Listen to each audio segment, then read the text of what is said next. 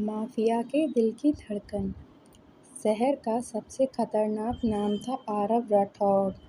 30 साल का आरव एक बहुत बड़ा बिजनेसमैन था, लेकिन उसके बिजनेस की चमकदार दुनिया के पीछे एक ऐसी दुनिया छिपी थी जिसका नाम सुनकर लोग कांपते थे।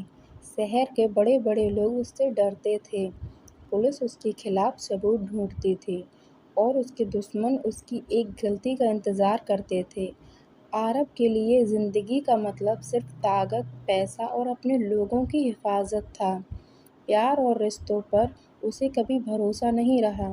दूसरी तरफ अनिका एक 20 साल की अनाथ लड़की थी, जो बचपन से एक अनाथालय में पली बड़ी थी। उसके पास अपना कहने वाला कोई नहीं था, फिर भी वह हमेशा दूसरों के चेहरे पर मुस्कान लाने की कोशिश करती थी। उसकी ज़िंदगी छोटी छोटी खुशियों से भरी थी। एक रात अचानक अनाथालय के बाहर गोलियों की आवाज़ गूंजने लगी। सभी बच्चे डरकर छिप गए और अनिका उन्हें संभालने लगी। तभी काले रंग की एक कार अनाथालय के सामने आकर रुकी। कार से आरव उतरा। उसके हाथ में बंदूक थी और चेहरे पर हमेशा की तरह शक्ति। उसके आदमी पूरे इलाके को घेर चुके थे। आरव किसी दुश्मन को ढूंढ रहा था। तभी उसकी नज़र अनिका पर पड़ी। सफ़ेद सलवार कुर्ते में खड़ी वह लड़की डर के बावजूद बाकी बच्चों को अपने पीछे छिपाकर खड़ी थी। आरव कुछ पल उसे देखता रह गया। तुम कौन हो? उसकी भारी आवाज़ सुनकर अनिका सहम गई। मैं अनिका हूँ। यहाँ क्या कर रही हो? अनिका ने भौं सिकोड़कर कहा, ये मेरा घर है, मैं कहीं नहीं जा रही। आरव को पहली बार किसी ने इस तरह जवाब दिया था। उसने ठंडी नज़रों से उसे देखा और कहा, तुम्हें अंदाज़ा भी है तुम किससे बात कर रही हो? अनिका ने डरते हुए कहा, नहीं, और जानना भी नहीं चाहती। आरव के होठों पर हल्की सी मुस्कान आई। उसके आदमी हैरान रह गए, क्योंकि उन्होंने सालों बाद अपने बॉस को मुस्कुराते देखा था। तभी आरव की नज़र अनिका के पीछे खड़े बच्चों पर गई और उसका चेहरा फिर गंभीर हो गया। आज रात के बाद इस जगह पर मत रहना, अनिका ने तुरंत कहा। क्यों? क्योंकि यहाँ खतरा है। और अगर मैं नहीं गई तो? अनिका ने जिद में पूछा। आरव उसके करीब आया और धीमे से बोला, तो मैं खुद तुम्हें यहाँ से लेकर जाऊँगा। अनिका ने गुस्से से उसकी तरफ देखा। आपको कोई हक नहीं है मेरे फैसले लेने का। आरव कुछ पल उसे देखता रहा और फिर बिना जवाब दिए वहाँ से चला गया। लेकिन जाते जाते उसने अपने आदमी से कहा, उस लड़की पर नज़र रखना, उसे कुछ नहीं होना चाहिए। आरव को खुद समझ नहीं आया कि उसने ऐसा आदेश क्यों दिया था। उसे पता था कि जिस लड़की को वह सिर्फ एक मासूम अनाथ समझकर पीछे छोड़ आया है, वही जल्द ही उसकी ज़िंदगी का सबसे बड़ा हिस्सा बनने वाली है। अगले दिन अनिका को पता चला कि अनाथालय को खाली करवाने का आदेश दिया गया है और उस आदेश के पीछे वही नाम था, आरव राठौड़। अनिका गुस्से से उसकी हवेली पहुंच गई। गार्ड्स ने उसे रोकने की कोशिश की, लेकिन वह किसी तरह अंदर पहुंच गई। आरव अपने ऑफिस में बैठा फाइल देख रहा था। तभी दरवाज़ा जोर से खुला। अनिका सामने खड़ी थी। आपने मेरा घर क्यों छीन लिया? आरव ने फाइल से नज़र उठाई और शांत स्वर में पूछा, तुम यहाँ कैसे आई? ये बताइए कि आपने ऐसा क्यों किया? आरव कुर्सी से उठा और उसके करीब आकर बोला, क्योंकि अब तुम वहाँ सुरक्षित नहीं हो। अनिका ने गुस्से में कहा, मुझे आपकी दया नहीं चाहिए। आरव की आंखों में पहली बार गुस्सा चमका। ये दया नहीं है अनिका, तुम्हारी सुरक्षा की जिम्मेदारी अब मेरी है। अनिका ने पलटकर कहा, मैंने आपको अपनी जिम्मेदारी लेने को नहीं कहा। आरव उसके बेहद करीब आकर धीमे से बोला, मुझे किसी की इजाज़त लेने की आदत नहीं है। अनिका ने उसकी आंखों में देखते हुए कहा, तो मेरी भी आपकी बात मानने की कोई आदत नहीं है। कमरे में कुछ पल खामोशी छा गई। आरव उसे देखता रहा और पहली बार उसे लगा कि ये छोटी सी लड़की उसकी ज़िंदगी में तूफान बनकर आने वाली है। अगले दिन से अनिका को आरव की हवेली में रहना पड़ा। हवेली इतनी बड़ी थी कि अनिका को लगता था जैसे वह किसी महल में आ गई हो, लेकिन उसे वहाँ की खामोशी बिल्कुल पसंद नहीं थी। सुबह वह नीचे आई तो आरव डाइनिंग टेबल पर बैठा लैपटॉप पर काम कर रहा था। अनिका चुपचाप एक कुर्सी खींचकर बैठ गई।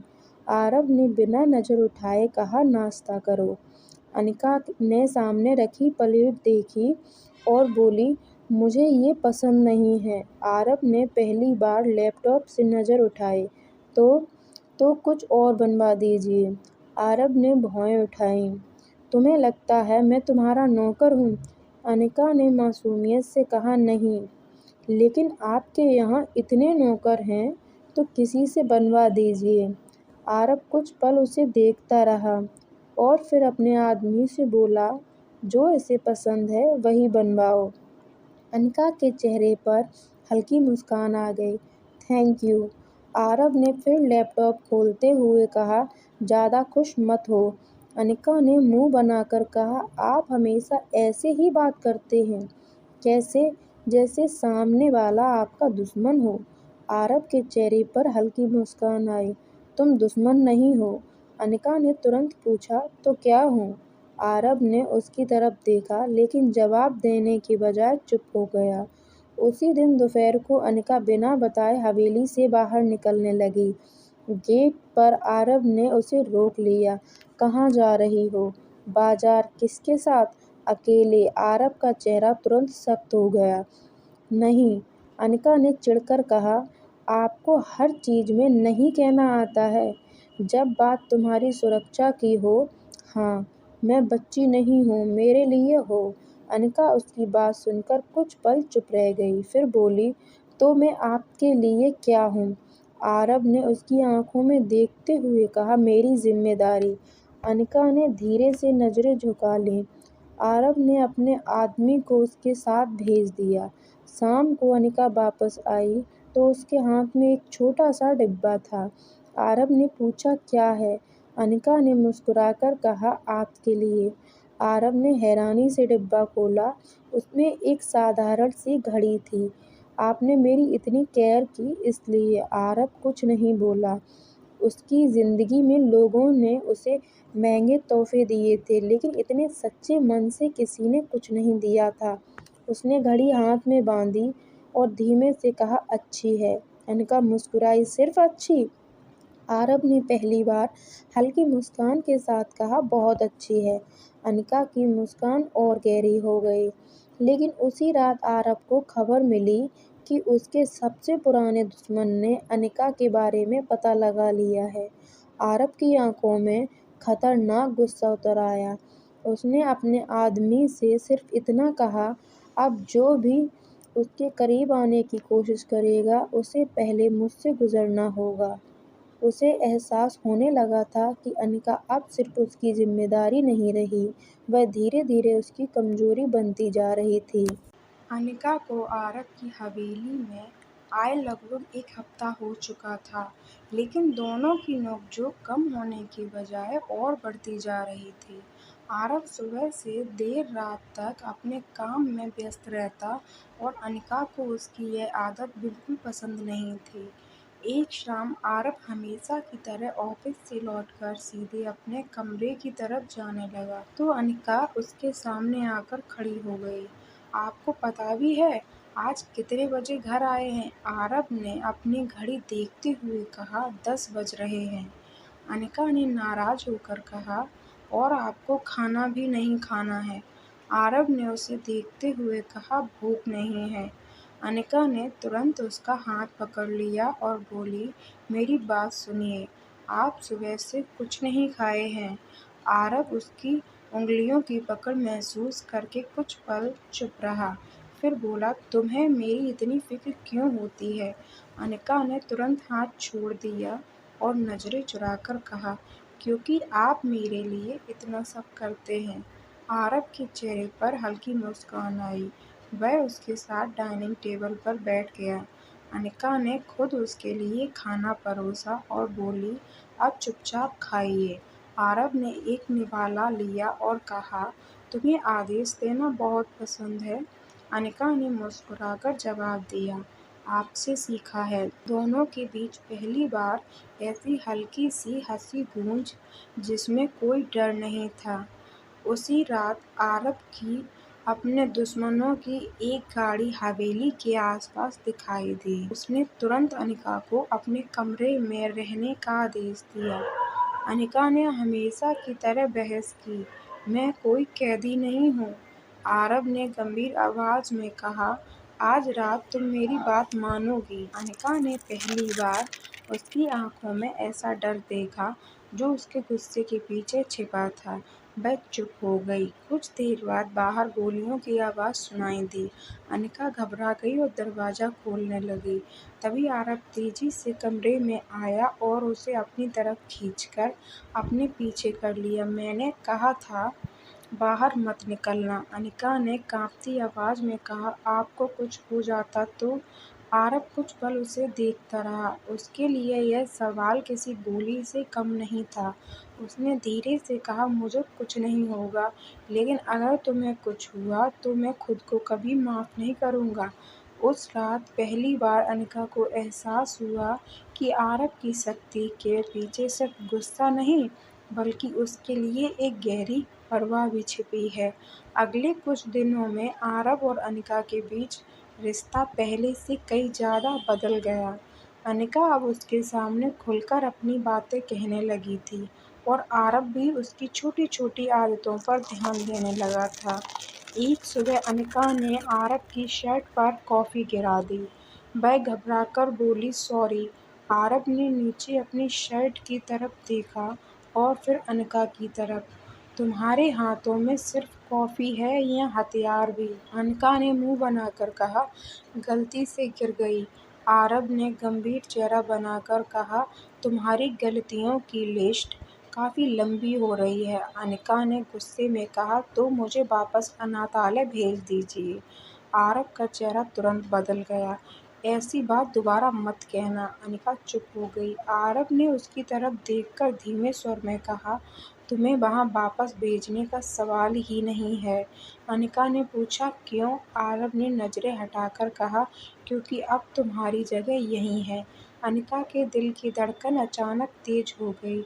लेकिन उसी दिन शाम को जब अनिका बालकनी में खड़ी थी, आरब के एक पुराने दोस्त ने उससे बात करने की कोशिश की। वह आदमी मजाकिया अंदाज में अनिका से बातें कर रहा था और अनिका भी हंस रही थी। दूर खड़ा आरब यह सब देख रहा था। उसके चेहरे पर धीरे-धीरे गुस्सा उतरने लगा। वह वहां आया और बिना कुछ कहे अनिका के पास खड़ा हो गया और फिर उस आदमी से बोला, तुम्हारा काम हो गया हो तो जा सकते हो। वह आदमी आरब का चेहरा देखकर तुरंत वहां से चला गया। अनिका ने भौं सिकोड़कर बोला, आपने उन्हें क्यों भगा दिया? आरब ने कहा, मुझे पसंद नहीं कि कोई तुम्हारे बहुत करीब आए। अनिका ने शरारत से पूछा, क्यों? आपको जलन हो रही थी? आरब ने उसकी आंखों में देखा और कहा, शायद। अनिका इस जवाब की उम्मीद नहीं कर रही थी। वह चुप हो गई। आरब भी कुछ नहीं बोला, लेकिन उस रात दोनों को नींद नहीं आई। अगले दिन अनिका को तेज बुखार हो गया। आरब उस समय एक जरूरी मीटिंग में था, लेकिन जैसे ही उसे पता चला कि अनिका की तबीयत खराब है, उसने मीटिंग बीच में छोड़ दी। डॉक्टर के आने तक वह उसके कमरे में बैठा रहा। अनिका आधी बेहोशी में उसका हाथ पकड़कर बड़बड़ा रही थी, मुझे अकेला मत छोड़ना। आरब का दिल जैसे किसी ने कसकर पकड़ लिया। उसने उसके माथे पर हाथ रखा और धीमे से कहा, मैं कहीं नहीं जा रहा। पूरी रात वह उसके पास बैठा रहा। सुबह अनिका की आंख खुली तो उसने देखा कि आरब उसके पास कुर्सी पर बैठा हुआ सो गया था और उसका हाथ अभी भी आरब के हाथ में था। अनिका कुछ देर उसे देखती रही, फिर धीरे से उसके बाल ठीक किए। आरब की आंख खुल गई। दोनों की नजरें मिली। अनिका झेपकर हाथ पीछे करने लगी। तभी आरब ने उसका हाथ छोड़ने की बजाय और हल्के से पकड़ लिया। अब कैसी हो? उसने पूछा। अनिका ने मुस्कुराकर कहा, ठीक हूँ, झूठ मत बोलो। सच में, आरव ने कहा। तुम्हें कुछ हो जाता तो? वह वाक्य पूरा नहीं कर पाया। अनिका ने पहली बार उसके चेहरे पर डर देखा। उसने धीरे से पूछा, आपको इतनी फिक्र क्यों होती है मेरी? आरव ने उसकी आंखों में देखते हुए कहा, क्योंकि तुम अब मेरे लिए सिर्फ एक जिम्मेदारी नहीं हो। अनिका का दिल जोर से धड़कने लगा। वह कुछ पूछ पाती उससे पहले आरव वहां से उठ गया। लेकिन उसके जाने के बाद अनिका के मन में सिर्फ वही एक बात घूमती रही, मैं उसके लिए क्या हूँ। उसी शाम अनिका ने आरव से बात करने की कोशिश की, लेकिन आरव फिर अपने पुराने अंदाज में आ गया। वह भावनाओं से बच रहा था, क्योंकि उसे डर था कि अगर उसने अनिका को अपने दिल की बात बता दी तो उसके दुश्मन उसकी सबसे बड़ी कमजोरी बन जाएंगे। कुछ दिनों बाद अनिका ने आरव को एक पार्टी में जाने के लिए मजबूर कर दिया। वह नहीं चाहती थी कि आरव हर वक्त काम और अपराध की दुनिया में डूबा रहे। उसने उसके लिए काली शर्ट चुनी और कहा, आज आप मेरे साथ चलेंगे। आरव ने कहा, मुझे पार्टियों में जाना पसंद नहीं। अनिका ने कहा, तो आज मेरी पसंद चलेगी। आरव ने उसकी तरफ देखा और मुस्कुराकर बोला, तुम्हारी जिद दिन ब दिन बढ़ती जा रही है। पार्टी में पहुंचते ही कई लोगों की नज़र अनिका पर पड़ी। वह हल्के रंग की खूबसूरत ड्रेस में थी और आरव से बिल्कुल अलग, बेहद मासूम लग रही थी। एक युवक उसके पास आया और उससे डांस के लिए पूछने लगा। अनिका जवाब देती उससे पहले आरव वहां पहुंच गया। उसने उस युवक को ठंडी नजरों से देखा और अनिका का हाथ पकड़ लिया। वह मेरे साथ है, अनिका ने धीमे से कहा। लेकिन मैंने तो हाँ नहीं कहा था, आरव ने कहा। अब कह दिया। वह उसे डांस फ्लोर पर ले गया। अनिका ने उसकी तरफ देखते हुए पूछा, आपको जलन हो रही है? आरव ने कहा, हाँ। अनिका मुस्कुराई, आप बहुत पॉजिटिव हैं। आरव ने उसके करीब आकर कहा, तुम्हारे मामले में शायद ज़रूरत से ज़्यादा। दोनों धीरे धीरे डांस करने लगे। आरव का हाथ उसकी कमर पर था और अनिका का हाथ उसके कंधे पर। कुछ पल के लिए दोनों अपनी दुनिया भूल गए। आरव ने धीमे से कहा, अनिका, मुझे नहीं पता तुम्हारे आने से मेरी ज़िंदगी इतनी क्यों बदल गई है। अनिका ने उसकी आंखों में देखते हुए कहा, शायद क्योंकि आपको भी किसी की ज़रूरत थी। आरव ने उसके माथे को हल्के से छुआ और कहा, शायद। तभी आरव के फ़ोन पर एक संदेश आया। उसके चेहरे का रंग बदल गया। संदेश में सिर्फ इतना लिखा था, तुम्हारी कमजोरी अब हमारे पास है। साथ में अनिका की एक तस्वीर थी। आरव का चेहरा खतरनाक रूप से शांत हो गया। उसने तुरंत अनिका को अपने पास खींच लिया। अब उसे समझ आ चुका था कि दुश्मन उसकी ज़िंदगी में बहुत अंदर तक पहुंच चुके हैं। पार्टी खत्म होते ही आरव अनिका को लेकर सीधा हवेली पहुंचा। रास्ते भर वह बिल्कुल शांत रहा। अनिका बार बार पूछती रही, क्या हुआ, लेकिन आरव ने कोई जवाब नहीं दिया। हवेली पहुंचते ही उसने अपने सभी आदमियों को बुलाया और सुरक्षा दोगुनी करने का आदेश दिया। अनिका परेशान होकर उसके सामने आ गई। मुझसे कुछ छिपा रहे हैं आप, आरव ने कहा। तुम्हें जानने की जरूरत नहीं, अनिका गुस्से में बोली।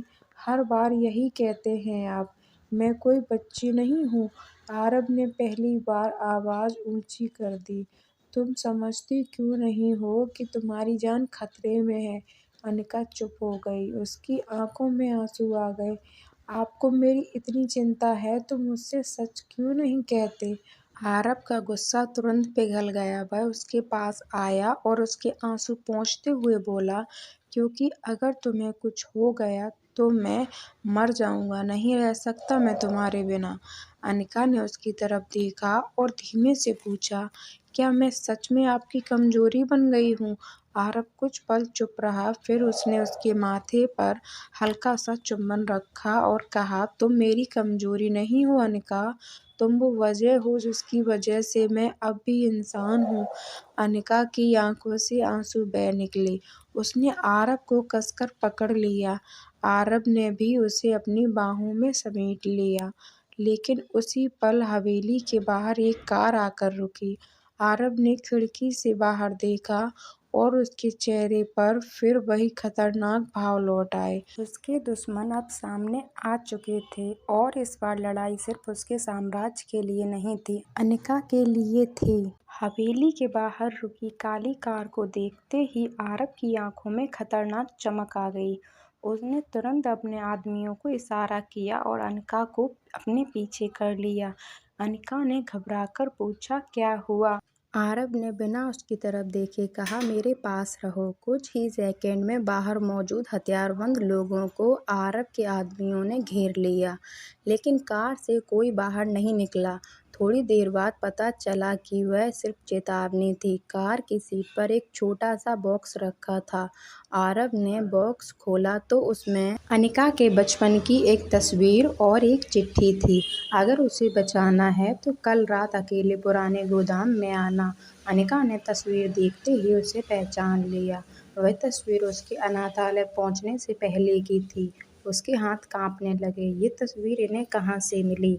आरव ने उसकी तरफ देखा और पहली बार महसूस किया कि इस मामले का रिश्ता अनिका के अतीत से भी हो सकता है। उसने तुरंत कहा, तुम इस बारे में कुछ जानती हो? अनिका ने सिर हिलाया, नहीं, मुझे अपने माता पिता के बारे में कुछ याद नहीं। आरव ने उसका हाथ पकड़ लिया। अब तुम्हें अकेले कुछ याद करने की जरूरत नहीं है। जो भी होगा हम दोनों मिलकर पता लगाएंगे। अनिका ने उसकी तरफ देखते हुए कहा, आप हम दोनों क्यों कह रहे हैं? आरव कुछ पल चुप रहा और फिर बोला, क्योंकि अब तुम्हारी हर परेशानी मेरी परेशानी है। अनिका के चेहरे पर हल्की मुस्कान आ गई, लेकिन तभी आरव ने सख्त आवाज में कहा, और कल रात तुम मेरे साथ भी नहीं आओगी। अनिका तुरंत नाराज हो गई, क्यों? क्योंकि मैं तुम्हें खतरे में नहीं डाल सकता, लेकिन बात मेरे अतीत की है और इसलिए मैं तुम्हें अपने साथ नहीं ले जाऊंगा। अनिका ने हाथ बांधकर कहा, मैं फिर भी आऊंगी। आरव ने उसे घूरा, तुम मेरी बात कभी क्यों नहीं मानती? अनिका ने मुस्कुराकर कहा, क्योंकि आपको मुझे आदेश देना बहुत पसंद है। आरव चाहकर भी मुस्कुरा दिया, लेकिन उसके मन में एक बात साफ थी, अगर उसके अतीत में कोई खतरनाक राज छिपा था तो वह किसी भी कीमत पर अनिका को उससे दूर रखेगा। अगले दिन सुबह आरव पुराने गोदाम जाने की तैयारी कर रहा था। अनिका को कमरे में रहने का आदेश देकर वह नीचे आया, लेकिन जैसे ही उसने गाड़ी का दरवाज़ा खोला, पीछे से आवाज़ आई, मेरे बिना जा रहे हैं? आरव ने पलट कर देखा तो अनिका खड़ी थी।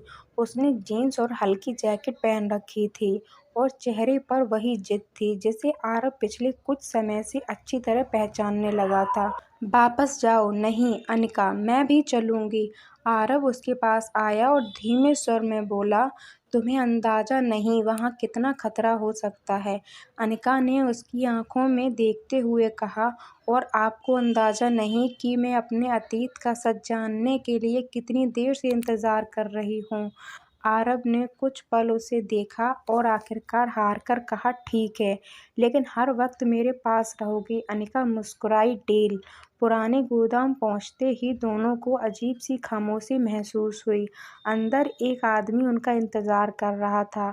उसने आरव को देखकर कहा, तुम्हें आखिर आना ही पड़ा? आरव ने बंदूक निकालते हुए कहा, बात घुमाना बंद करो। अनिका के बारे में क्या जानते हो?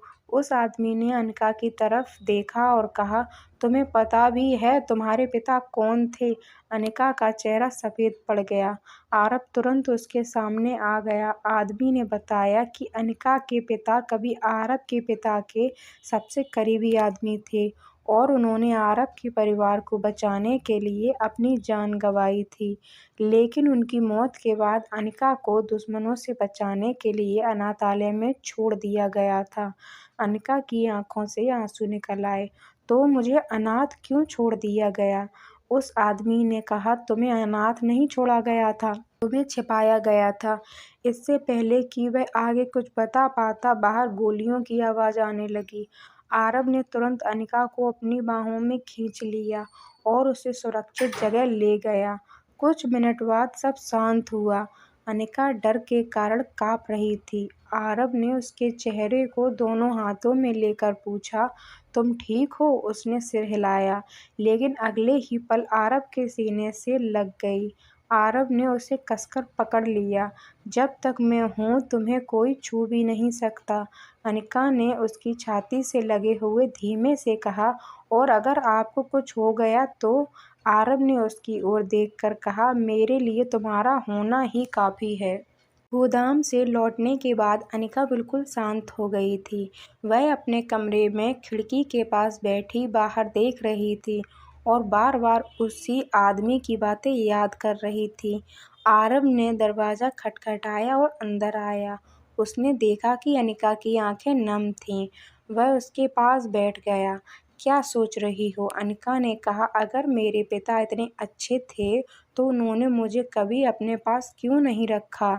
आरव ने उसका हाथ पकड़ते हुए कहा, कभी कभी किसी को बचाने के लिए उससे दूर जाना पड़ता है। अनिका ने उसकी तरफ देखा। आप मुझे समझाने की कोशिश कर रहे हैं या खुद को?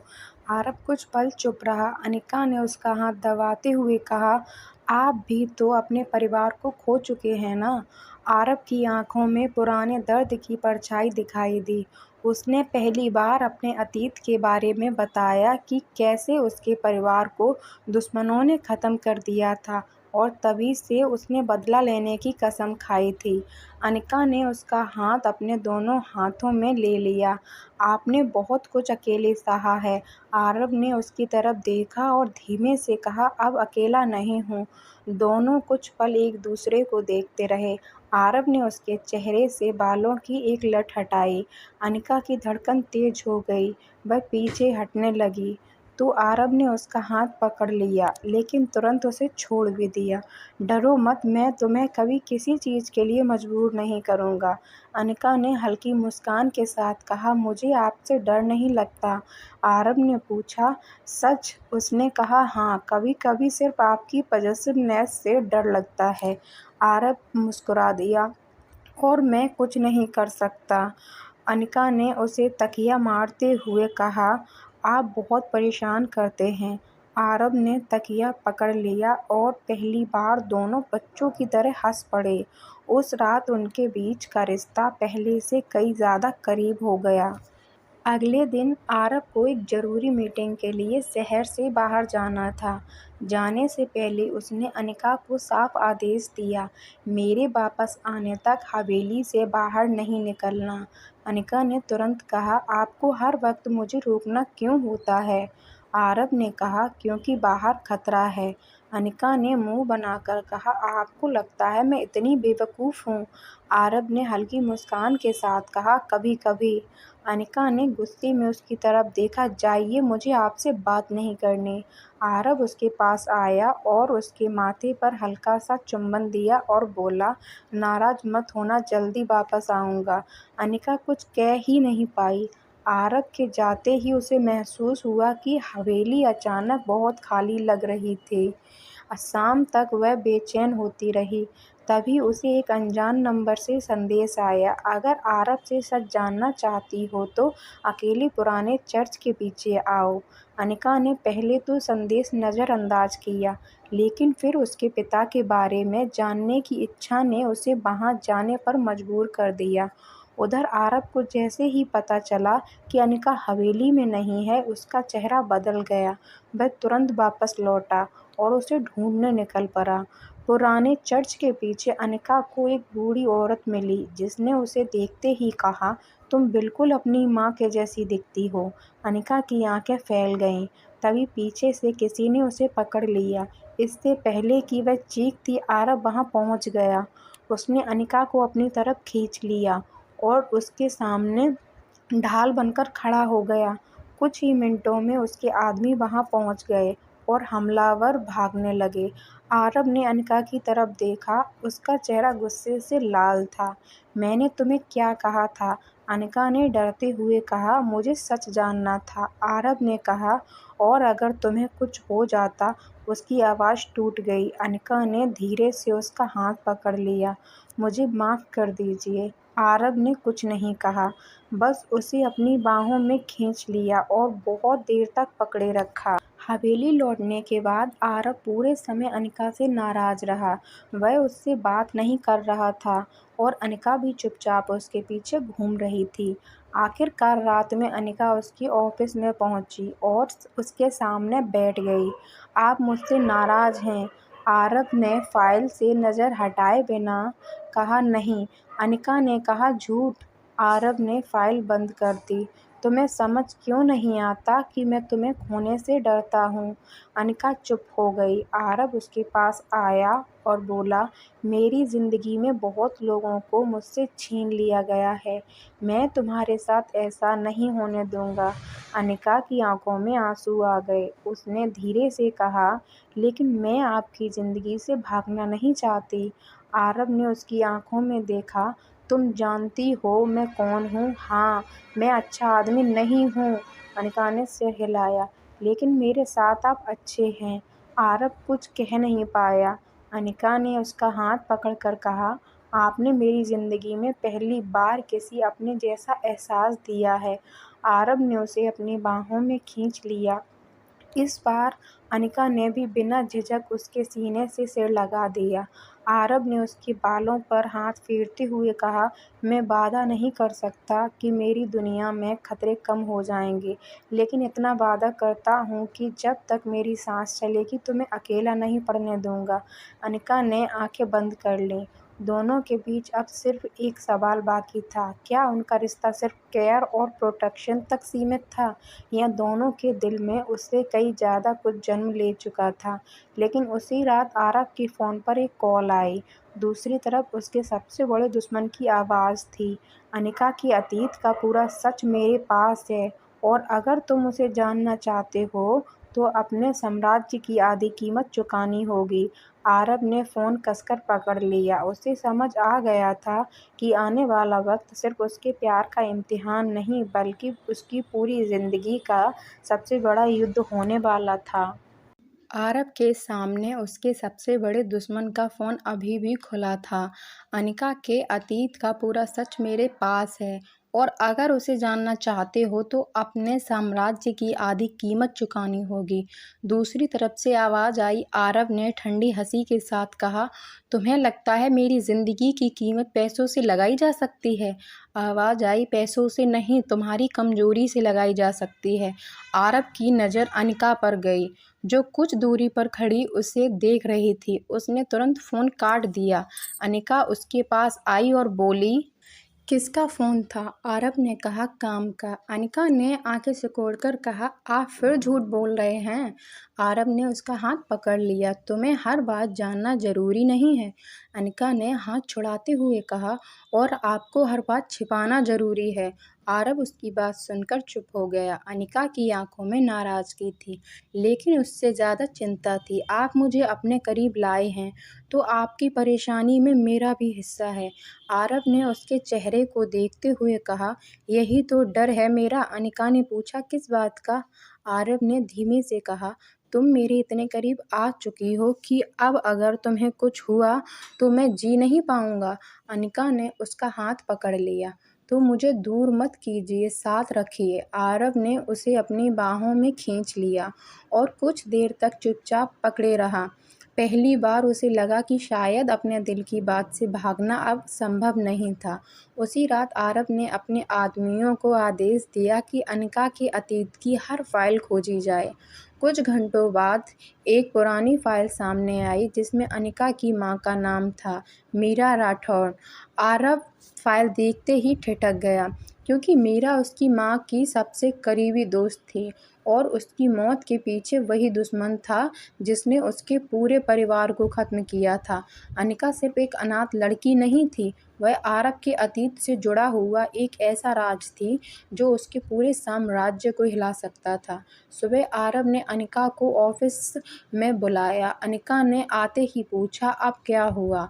कहीं मुझे घर से बाहर जाने से रोकने वाले तो नहीं?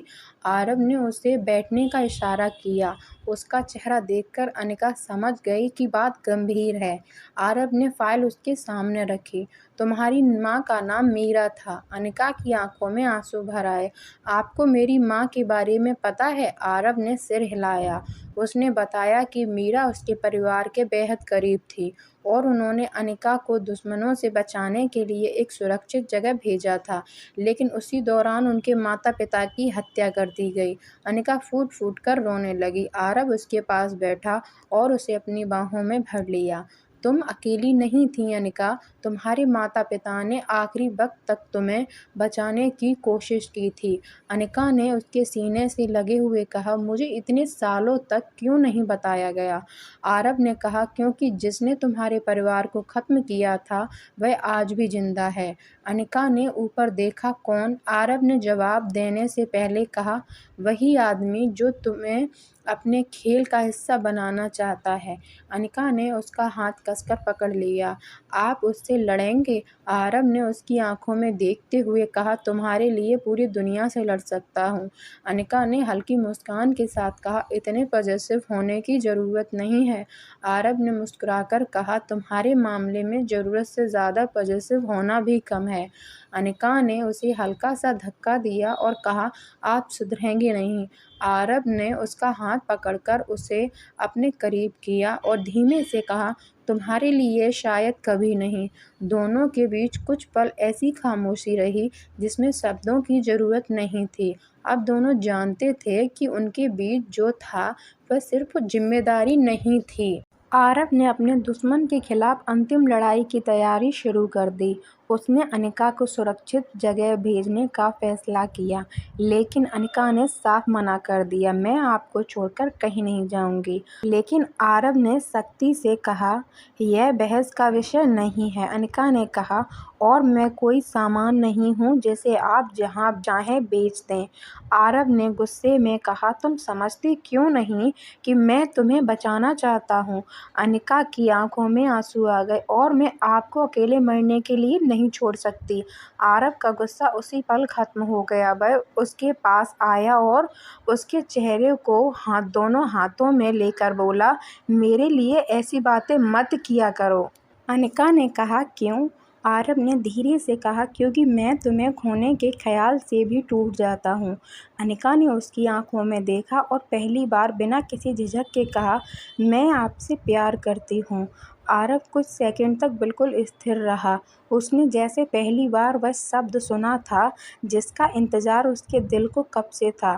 फिर उसने अनिका को अपनी बाहों में भर लिया। तुम्हें पता है तुमने क्या कह दिया? अनिका ने उसके सीने से लगे हुए कहा, हाँ। आरव ने उसके माथे को चूमा और कहा, मैंने तुम्हें उस दिन ही खोने से डरना शुरू कर दिया था जिस दिन पहली बार तुम्हें देखा था। मैं तुमसे प्यार करता हूँ अनिका। दोनों कुछ देर एक दूसरे के साथ खड़े रहे, लेकिन उनकी खुशी ज़्यादा देर तक नहीं टिक सकी। उसी रात आरव के दुश्मनों ने हवेली पर हमला कर दिया। आरव ने अनिका को सुरक्षित कमरे में पहुंचाया और खुद बाहर चला गया। गोलियों की आवाज़ लगातार सुनाई दे रही थी। अनिका दरवाजे के पीछे खड़ी कांप रही थी। तभी उसे आरव के घायल होने की खबर मिली। वह बिना सोचे कमरे से बाहर भागी। आरव के कंधे पर गोली लगी थी, लेकिन वह फिर भी अपने आदमियों को आदेश दे रहा था। तभी अनिका उसके पास पहुंची। उसे देखकर आरव का चेहरा बदल गया। तुम यहाँ क्यों आई? अनिका रोते हुए बोली, आपको गोली लगी है। आरव ने कहा, कुछ नहीं हुआ। अनिका ने गुस्से में कहा, आपको हमेशा लगता है कुछ नहीं हुआ। उसने अपने दुपट्टे से उसके घाव को दबाया। आरव दर्द के बावजूद मुस्कुरा दिया। तुम रो क्यों रही हो? अनिका ने कहा, क्योंकि मुझे डर लगा कि मैं आपको खो दूंगी। आरव ने उसके आंसू पोंछे और कहा, जब तक तुम मेरे साथ हो मैं मरने वाला नहीं हूँ। अनिका, हमले के पीछे असली आदमी अभी भी छिपा हुआ है। आरव को पता चला कि उसका सबसे करीबी आदमी ही दुश्मन से मिला हुआ है। उसने उसे पकड़कर सच निकलवाया। आखिरकार पता चला कि अनिका के माता-पिता की मौत के पीछे वही आदमी था जिसने बरसों पहले आरव के परिवार को खत्म किया था। वह आरव के पिता का साझेदार था और उसने पूरे साम्राज्य पर कब्जा करने के लिए दोनों परिवारों को खत्म करने की कोशिश की थी। अब वह अनिका को इसलिए इस्तेमाल करना चाहता था क्योंकि उसके पास उसके पिता की छिपाई हुई एक ऐसी फाइल थी जिसमें पूरे अपराध का सबूत था। अनिका को कुछ भी पता नहीं था, लेकिन उसकी माँ ने मरने से पहले वह फाइल किसी ऐसी जगह छिपाई थी जहाँ केवल अनिका उसे ढूंढ सकती थी। आरव और अनिका उस पुराने घर में पहुंचे जहाँ अनिका की माँ ने कभी उसे जन्म दिया था। वहाँ एक पुराने संदूक में उन्हें वह फाइल मिली। अनिका ने फाइल आरव को देते हुए कहा, अब सब खत्म कर दीजिए। आरव ने कहा, नहीं, अब इसे कानून के हवाले करेंगे। अनिका ने हैरानी से पूछा, आप? आरव ने कहा, मैंने जिंदगी भर बदला लिया है, लेकिन तुम्हारे आने के बाद समझ आया कि बदला जिंदगी नहीं देता। मैं तुम्हारे साथ एक ऐसी जिंदगी चाहता हूँ जिसमें हर दिन डर के साए में न बीते। अनिका ने उसकी तरफ देखकर कहा, तो मेरे लिए बदल रहे हैं? आरव मुस्कुराया, तुम्हारे लिए नहीं, तुम्हारे साथ जीने के लिए। दुश्मन की पूरी साजिश के सबूत पुलिस तक पहुंचा दिए गए। आरव के साम्राज्य के कई अवैध हिस्से भी खत्म हो गए और उसने अपने कारोबार को कानूनी तरीके से चलाने का फैसला किया। उसके पुराने दुश्मनों का खेल खत्म हो चुका था, लेकिन आरव की जिंदगी में अब एक नई शुरुआत थी। अनिका को पहली बार ऐसा महसूस हुआ कि वह सच में किसी की बेटी, किसी की अपनी और किसी के प्यार का हिस्सा है। एक शाम वह बालकनी में खड़ी थी जब आरव पीछे से आया और उसके कंधों पर शॉल रख दी। अनिका मुस्कुराकर बोली, मुझे ठंड नहीं लग रही थी। आरव ने कहा, मुझे लग रही थी। अनिका हंस पड़ी, आपको? आरव ने कहा, तुम्हें ठंड लगते देख। अनिका ने उसे देखकर कहा, आप पहले इतने केयरिंग नहीं थे। आरव ने जवाब दिया, पहले तुम भी नहीं थी। अनिका ने उसकी बाँह पकड़ ली। और अगर मैं आपकी ज़िंदगी में नहीं आती, आरव ने कहा, तो शायद मैं अब भी वही आरव होता जिससे पूरी दुनिया डरती थी। अनिका ने पूछा, और अब? आरव ने उसके माथे को चूमते हुए कहा, अब मैं सिर्फ तुम्हारा आरव हूँ। अनिका ने शरारत से कहा, लेकिन पॉसेसिवनेस अभी भी है। आरव ने कहा, वह कभी नहीं जाएगी। अनिका ने हंसते हुए कहा, तो मुझे आज़ादी कब मिलेगी? आरव ने कहा, जब तुम मेरे साथ शादी करोगी। अनिका अचानक चुप हो गई। क्या? आरव ने जेब से एक अंगूठी निकाली और उसके सामने घुटने पर बैठ गया। अनिका, मैंने अपनी ज़िंदगी में बहुत गलतियाँ की हैं, बहुत दुश्मन बनाए हैं, बहुत कुछ खोया है, लेकिन तुम्हें पाना मेरी ज़िंदगी की सबसे खूबसूरत चीज़ है। क्या तुम मेरे साथ पूरी ज़िंदगी बिताओगी? अनिका की आंखों में आंसू आ गए। उसने हाथ आगे बढ़ाते हुए कहा, हाँ, लेकिन एक शर्त है। आरव ने पूछा, क्या? अनिका ने मुस्कुराकर कहा, आप मुझे हर बात पर आदेश देना बंद करेंगे। आरव हंस पड़ा, ये शर्त मंजूर नहीं है। अनिका ने हाथ पीछे कर लिया, तो शादी भी नहीं। आरव ने तुरंत उसका हाथ पकड़ लिया और कहा, ठीक है, कोशिश करूँगा। अनिका ने मुस्कुराते हुए उसे गले लगा लिया। कुछ महीनों बाद आरव और अनिका की ज़िंदगी पूरी तरह बदल चुकी थी। आरव ने अपने पुराने अंधेरे कारोबार से दूरी बना ली थी और अब उसका ज़्यादातर समय अपने कानूनी बिजनेस और अनिका के साथ बीतता था। अनिका ने भी अपनी पढ़ाई पूरी करने के बाद अनाथ बच्चों के लिए एक संस्था शुरू की, क्योंकि वह चाहती थी कि किसी बच्चे को वह अकेलापन महसूस न करना पड़े जो उसे बचपन में महसूस किया था। उनकी शादी का दिन आखिरकार आ गया। वही आरव जिसके नाम से कभी पूरा शहर डरता था, आज अपनी शादी की शेरवानी में अनिका का इंतज़ार कर रहा था। जैसे ही अनिका लाल जोड़े में उसके सामने आई, आरव कुछ पल उसे देखता ही रह गया। अनिका ने मुस्कुराकर पूछा, क्या हुआ, ऐसे क्या देख रहे हैं? आरव ने कहा, सोच रहा हूँ कि मेरी ज़िंदगी की इतनी खूबसूरत लड़की आई कैसे। अनिका ने कहा, शायद आपकी किस्मत अच्छी थी। आरव ने मुस्कुराकर कहा, नहीं, मेरी ज़िंदगी में पहली बार भगवान ने मुझ पर रहम किया था। दोनों ने एक दूसरे का हाथ थाम लिया। शादी के बाद जब वे उसी बालकनी में खड़े थे जहां आरव ने कभी उसे अपनी ज़िंदगी का हिस्सा बनने का एहसास कराया था, अनिका ने पूछा, आरव, क्या आपको कभी अपने पुराने दिनों की याद आती है? आरव ने कुछ पल सोचा और कहा, नहीं, क्योंकि अगर मैं उस पुराने अंधेरे में नहीं होता तो शायद मुझे तुम नहीं मिलती। अनिका ने उसके कंधे पर सिर रख दिया। आरव ने उसे अपनी बाहों में लेते हुए कहा, तुमने मुझे सिर्फ प्यार नहीं दिया अनिका, तुमने मुझे इंसान बनना सिखाया। अनिका ने मुस्कुराकर कहा, और आपने मुझे परिवार दिया। आरव ने उसके माथे पर प्यार से चुंबन रखा। नहीं, तुमने मुझे परिवार दिया। दूर आसमान में आतिशबाजी चमक रही थी और यहाँ दो जिस्मों का आज पूरी तरह मिलन हो रहा था।